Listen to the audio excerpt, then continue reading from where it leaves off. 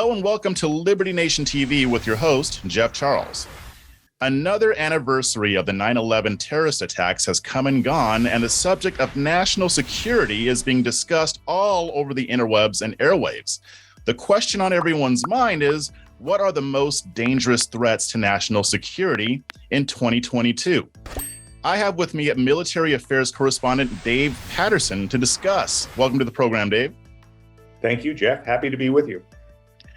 Awesome. This is going to be good. So I'm just going to come out swinging.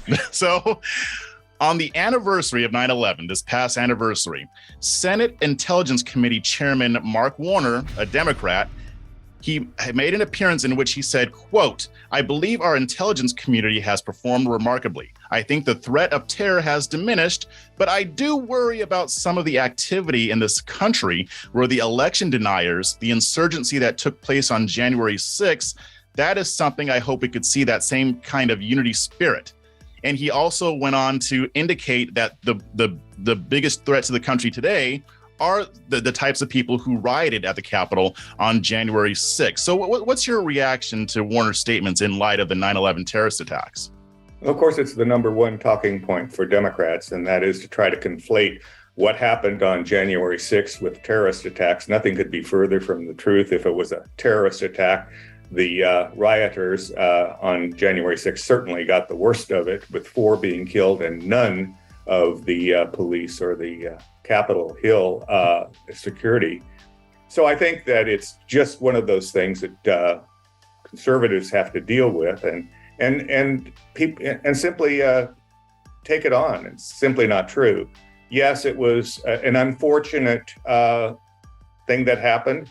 It was by no means a terrorist attack, and anybody who says that is simply naive as to what real terrorist attacks look like.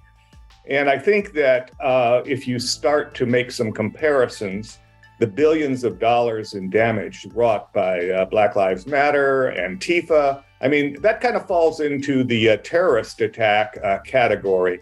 And so I see this attempt to conflate these things as simply that, and, you know, ill-conceived and not particularly useful. Yeah, I see what you're saying there. I mean, the riots that happened after the whole George Floyd thing, those killed like 25 people. They did. Yeah. And, you know, and I'm not going to say that anybody who puts on a Black Lives Matter shirt is a terrorist, just like the rioters made up a very small percentage of people on the right. So, I mean, it's definitely a false equivalency there. But yeah, I mean, there are other threats outside of right wing. But here's the thing, that the FBI and DHS, the Department of Homeland Security, they've been warning for the past few years that the biggest threat to national security is potential violence from right-wing or white supremacist terrorist groups. And, you know, I mean, we had that shooting in Buffalo where the white nationalists shot a grocery store in a predominantly Black neighborhood.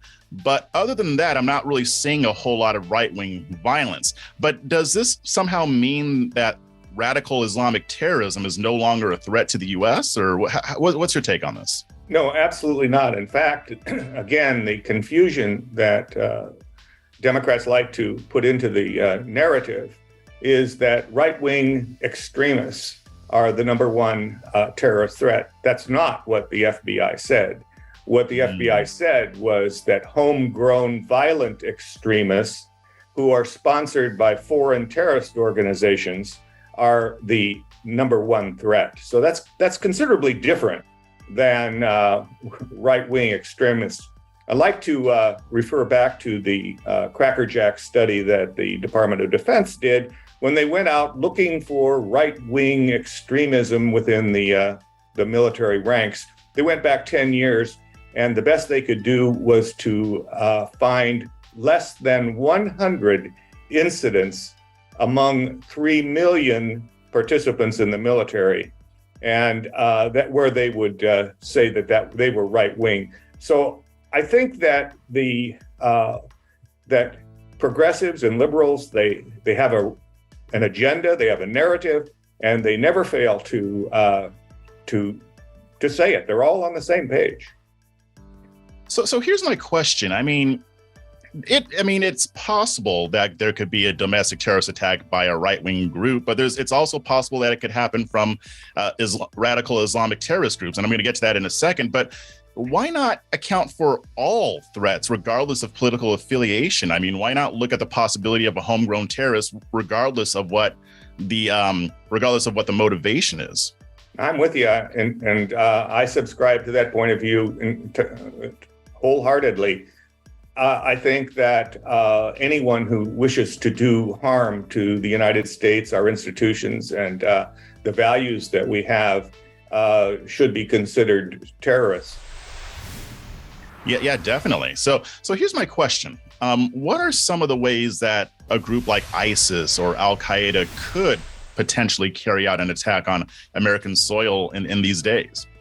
Well, I think, first of all, you have to start to look at what are the opportunities. And as we remember back in 2015, a couple of Islamic jihadist terrorists killed 14 people and wounded 17 in San Bernardino, California. And they came in through the standard immigration process. I think that what we really need to focus on is the fact that the Biden open border is just simply an engraved invitation to terrorists of every stripe to come into the U.S. and do their mischief. You know, we look at the potential for another catastrophic terrorist attack. And, you know, I have to tell you, who needs foreign terrorist organizations when you have the policies of the current Secretary of Homeland Defense? During this administration, 18 months of this administration, the number of people on the terrorist watch list is 4 times the number of those during 4 years of the Trump administration. And I think that's instructive for us when we look at the potential for terrorists. Yeah, that's something that I've been concerned about as well. I mean, I think in a lot of ways, our government is kind of sleeping on this issue. I mean, I know in Texas, they've been rounding up a ton of people with ties to terrorist organizations at the southern border, but nobody really seems to be concerned about this. This isn't being reported in the media as often as I think it should be, because if that's how many they caught, how many actually have made it in? So the threat is still there. I mean, the homegrown issue is there. I mean, ISIS has radicalized people already residing in the United States, and they've carried out attacks. So I think that, I mean, I wrote about this in 2017. This is an issue, but at the same time, we've withdrawn from Afghanistan, and we've been seeing signs that the Taliban is once again becoming a haven for radical extremists. How likely do you think it is that ISIS and Al-Qaeda will be able to rebuild and, you know, get back to their former glory, so to speak? I think it's entirely likely. I mean, the CIA identifies 65 different terrorist organizations, all with the single aim of doing violence to the United States. And I believe that in Afghanistan, after our rather ignominious and chaotic retreat, what we did is we left open the door for ISIS to grow, for Al-Qaeda to grow, for you pick your favorite out of the 65 identified terrorist organizations to set up home in Kabul and villages throughout Afghanistan. This is the legacy that the Biden administration has left us, and it's unfortunate. Yeah, it is. It is unfortunate. And what is even more dire about this is that if it does happen, it's going to take us by surprise, because I think most Americans don't know that this stuff is going on, that these organizations are rebuilding. Yeah, and yes, they are smuggling people over the southern border. Biden doesn't seem interested in handling the problem.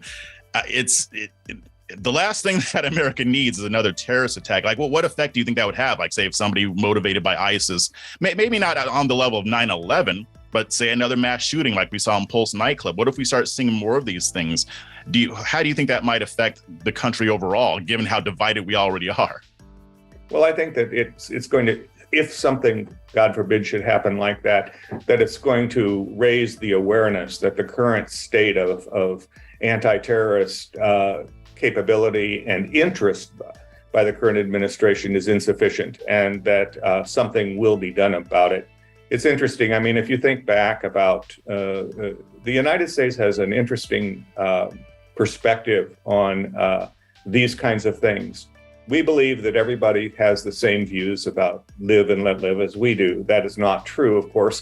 And we're brought to that rather stark realization when something happens, a crisis happens, which prompts us to do something, as remembering the 9/11 experience brought about. So I think that what something like this would happen is, quite frankly, we put our differences aside in 9/11, and we would do the same thing again, but not forgetting why it happened. Good. Yeah, you're more optimistic than I am. I'm not sure that we would come together like that. I hope so, and I hope you're right and that I'm wrong. But here at Liberty Nation, we will be keeping track of all of this. So thanks for joining the program, Dave. Thank you, Jeff. Always a pleasure being with you. Awesome. And remember, this show is proudly sponsored by LibertyNation.com, where you can access podcasts, breaking news and analysis, and a range of biting and brilliant shows to whet your appetite for freedom and your fondness for the great American Constitution. Just go to LibertyNation.com on your browser, or hit Rumble, YouTube, or check out our Liberty Nation News Roku channel. I'm Jeff Charles. Thanks for watching. This program is a production of LibertyNation.com, where truth is making a comeback. Entertaining, informative, and just plain fun.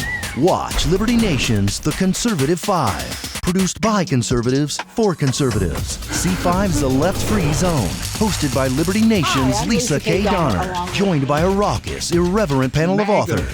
Deconstructing leftist narratives. Debating the hot topics. And remembering to laugh.